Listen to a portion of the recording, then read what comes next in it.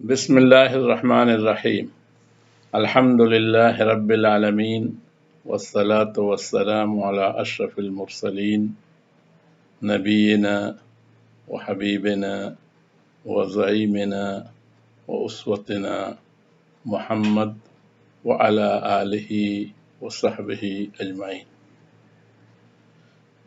سامعین کرام، ناظرین کرام، السلام علیکم ورحمۃ اللہ وبرکاتہ۔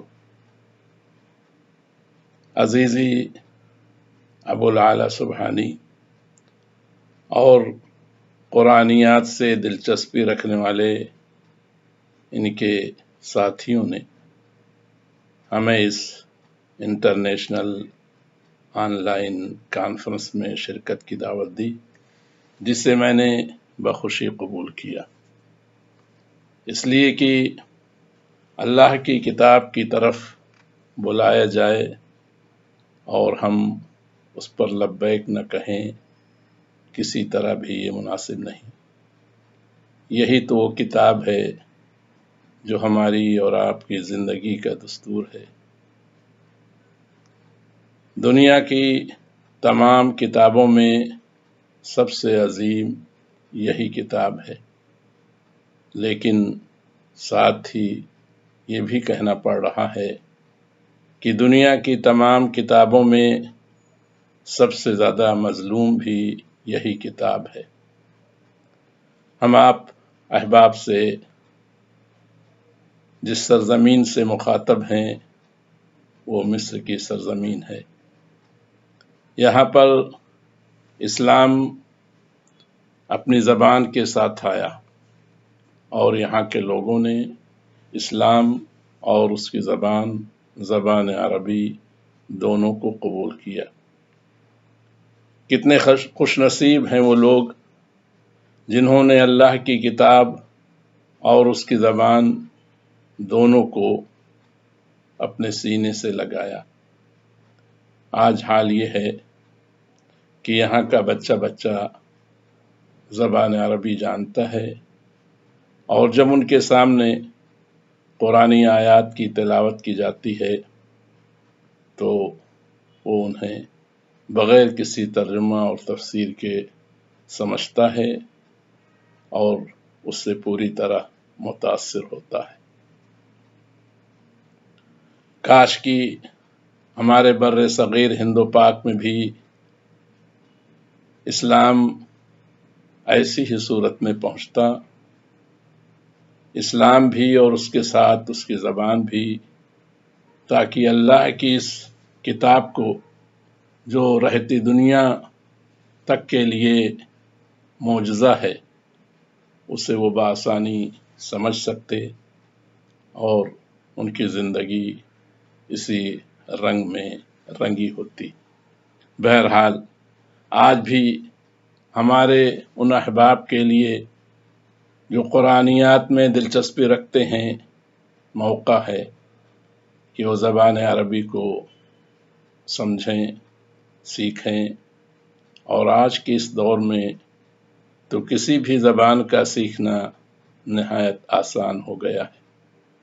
اللہ تعالی ہمارے نوجوانوں کو اس کی توفیق عطا فرمائے اور وہ ایک وقت عربی زبان سیکھنے کے لیے ضرور نکالیں، پھر تو وہ چاشنی ملے گی کہ جس کا کسی سے بھی مقابلہ نہیں کیا جا سکتا۔ اور اب آئیں اس موضوع کی جانب جو ان قرآنیات کے احباب نے ہمارے لیے منتخب کیا ہے، وہ ہے انسانی رشتوں کے احترام کے سلسلے میں قرآنی رہنمائی۔ تو قرآن تو پورا کا پورا ہماری رہنمائی کرنے والا ہے، ہماری زندگی کس انداز پر ہو، ہمارے معاملات لوگوں سے کس طرح ہوں، ہر چھوٹی بڑی بات اس میں بتا دی گئی ہے۔ لا یأتیہ الباطل من بین یدیہ ولا من خلفہ تنزیل من حکیم حمید۔ کوئی بھی غلط بات اس کے اندر، باطل نہ اس کے سامنے سے نہ اس کے پیچھے سے اس میں آ سکتا ہے، کیونکہ یہ تو حکیم حمید کی جانب سے نازل کردہ ہے۔ تعلقات کے سلسلے میں جس پہلی آیت کو ہم لیتے ہیں وہ ہے سورہ نساء کی آیت نمبر 1۔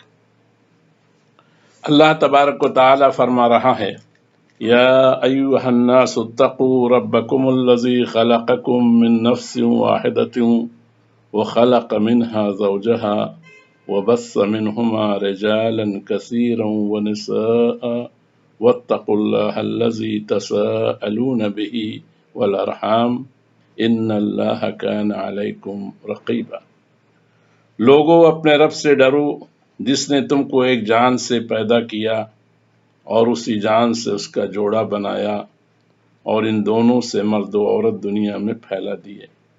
اس خدا سے ڈرو جس کا واسطہ دے کر تم ایک دوسرے سے اپنے حق مانگتے ہو، اور رشتہ و قرابت کے تعلقات کو بگاڑنے سے پرہیز کرو، یقین جانو کہ اللہ تم پر نگرانی کر رہا ہے۔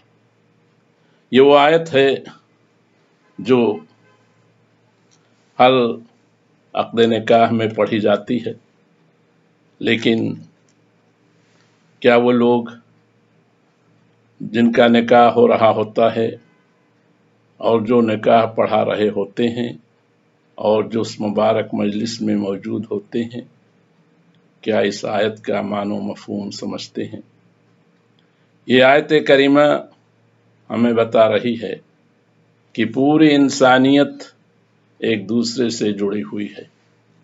یہ ایک بڑا کنبہ ہے جس میں قریب کے لوگ، دور کے لوگ سبھی جڑے ہوئے ہیں۔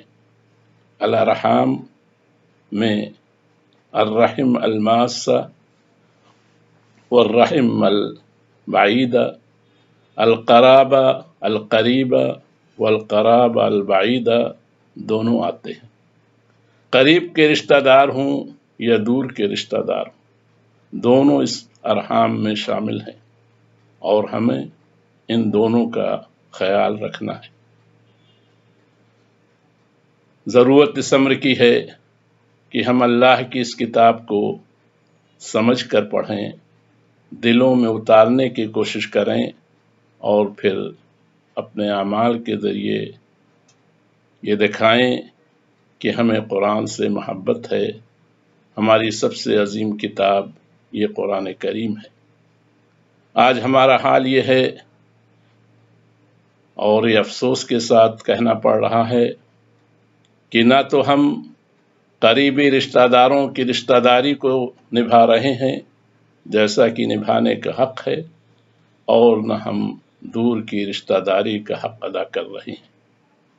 نہ ہم اپنا پیغام اپنے عزیزوں تک صحیح طریقے سے پہنچا رہے ہیں، اللہ کے دیے گئے حکم کی پابندی کر رہے ہیں، آئلی قوانین پر عمل درآمد کر رہے ہیں، اور نہ ہی اپنے دور کے رشتہ داروں کو، خواہ وہ مسلم ہوں غیر مسلم، اللہ کے اس پیام کو ان تک پہنچا رہے ہیں۔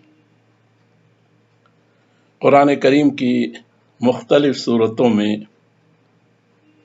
رشتہ داری کے موضوع پر گفتگو کی گئی ہے۔ مثال کے طور پر اللہ تبارک و تعالی سورہ اسراء میں فرما رہا ہے، وَقَضَىٰ رَبُّكَ أَلَّا تَعْبُدُوا إِلَّا إِيَّاهُ وَبِالْوَالِدَيْنِ إِحْسَانًا إِمَّا يَبْلُغَنَّ عِندَكَ الْكِبَرَ أَحَدُهُمَا أَوْ كِلَاهُمَا فَلَا تَقُل لَّهُمَا أُفٍّ وَلَا تَنْهَرْهُمَا وَقُل لَّهُمَا قَوْلًا كَرِيمًا۔ تیرے رب نے فیصلہ کر دیا ہے کہ تم لوگ کسی کی عبادت نہ کرو مگر صرف اس کی، والدین کے ساتھ نیک سلوک کرو، اگر تمہارے پاس ان میں سے کوئی ایک یا دونوں بوڑھے ہو کر رہیں تو انہیں اف تک نہ کہو، نہ انہیں جھڑک کر جواب دو، بلکہ ان سے احترام سے بات کرو۔ آج یہ مسئلہ درپیش ہے کہ جن شخصیتوں نے پوری زندگی ہمارے لیے تج دی، ہمیں پالا پوسا بڑا کیا، اچھی سے اچھی تعلیم دلائی، اور آج ہم اپنے پیروں پر کھڑے ہیں، کیا ہم اپنے بوڑھے ماں باپ کا حق ادا کر رہے ہیں؟ کیا ہم ان کے ساتھ وفاداری کر رہے ہیں؟ کہیں بے وفائی تو نہیں ہو رہی ہے؟ آج دیکھا جا رہا ہے کہ لوگ اپنے والدین کو خاص طور سے یورپ و امریکہ میں اولڈ ہوم میں داخل کر دیا کرتے ہیں۔ اگر یہ بے وفائی نہیں تو کیا ہے؟ اللہ تعالی ہمیں ایسا نہ بنائے، بلکہ ہم ان کی زندگی میں بھی اور ان کی وفات کے بعد بھی برابر ان کے لیے دعا کرتے رہیں، وقل رب ارحمہما کما ربیانی صغیرا۔ اسی طرح ایک دوسری آیت میں فرمایا جا رہا ہے، اور وہ ہے سورہ النساء کی آیت نمبر 36، وَاعْبُدُوا اللَّهَ وَلَا تُشْرِكُوا بِهِ شَيْئًا وَبِالْوَالِدَيْنِ إِحْسَانًا وَبِذِي الْقُرْبَى وَالْيَتَامَى وَالْمَسَاكِينِ وَالْجَارِ ذِي الْقُرْبَى وَالْجَارِ الْجُنُبِ وَالصَّاحِبِ بِالْجَنبِ وَابْنِ السَّبِيلِ وَمَا مَلَكَتْ أَيْمَانُكُمْ إِنَّ اللَّهَ لَا يُحِبُّ مَنْ كَانَ مُخْتَالًا فَخُورًا۔ اور تم سب اللہ کی بندگی کرو، اس کے ساتھ کسی کو شریک نہ بناؤ، ماں باپ کے ساتھ نیک برتاؤ کرو، قرابت داروں اور یتیموں اور مسکینوں کے ساتھ حسن سلوک سے پیش آؤ، اور پڑوسی رشتہ دار سے، اجنبی ہمسایہ سے، پہلو کے ساتھی یا وقتی ہمسایہ سے، اور مسافر سے، اور ان لوڈی غلاموں سے جو تمہارے قبضہ میں ہوں، احسان کا معاملہ رکھو۔ یقین جانو اللہ کسی ایسے شخص کو پسند نہیں کرتا جو اپنے پندار میں مغرور ہو اور اپنی بڑائی پر فخر کرے۔ ہم سب والدین کے بعد، بھائی بہنوں کے بعد، پڑوسیوں، خواہ وہ مسلم ہوں یا غیر مسلم،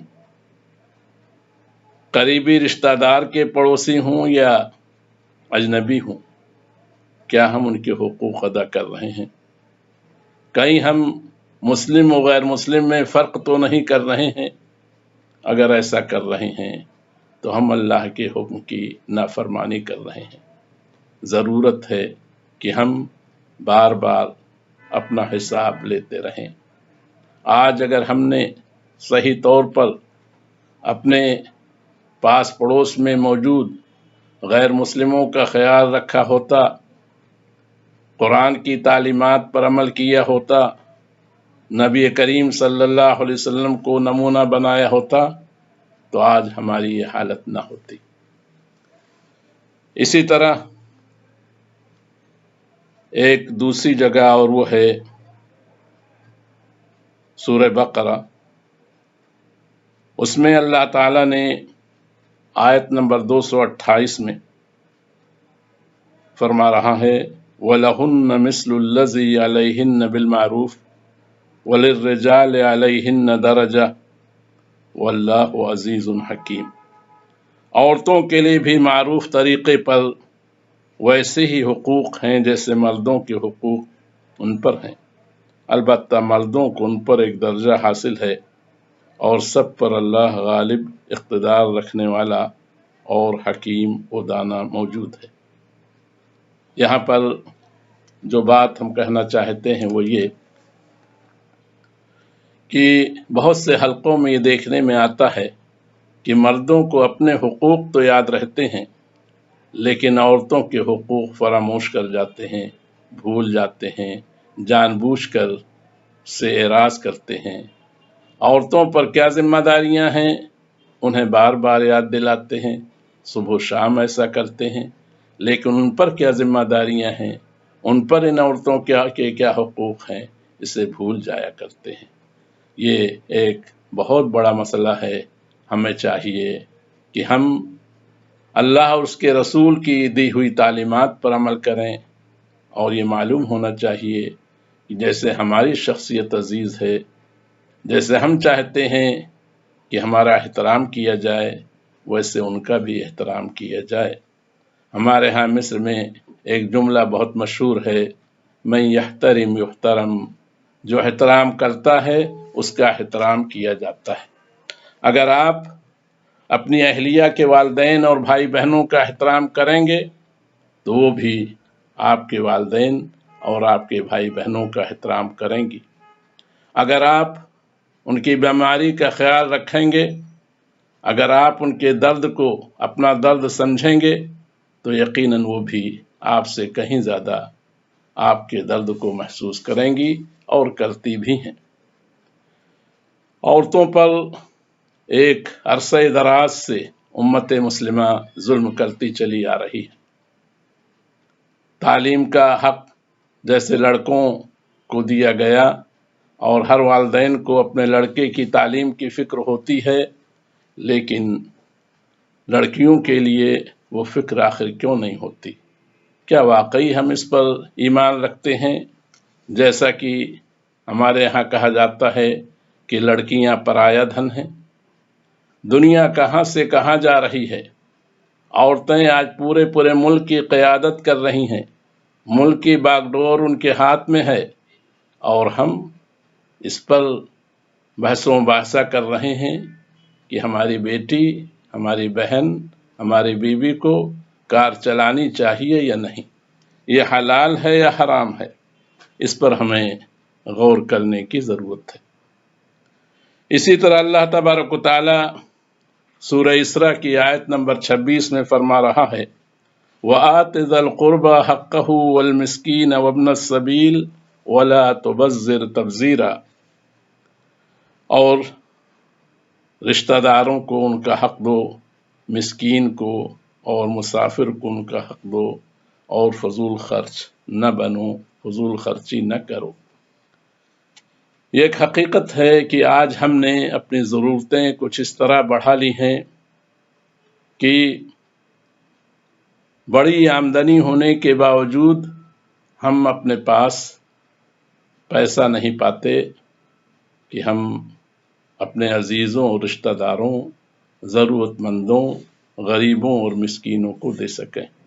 اس پر بھی ہمیں سوچنا چاہیے کہ اللہ تعالی ہم سے دریافت کرے گا کہ تم نے اپنے عزیزوں اور رشتہ داروں کا حق کیوں نہیں ادا کیا، غریبوں اور مسکینوں پر خرچ کیوں نہیں کیا۔ تو ہم ایک سادہ زندگی گزارنے کی کوشش کریں تاکہ دوسروں کے بھی حقوق ہم ادا کر سکیں۔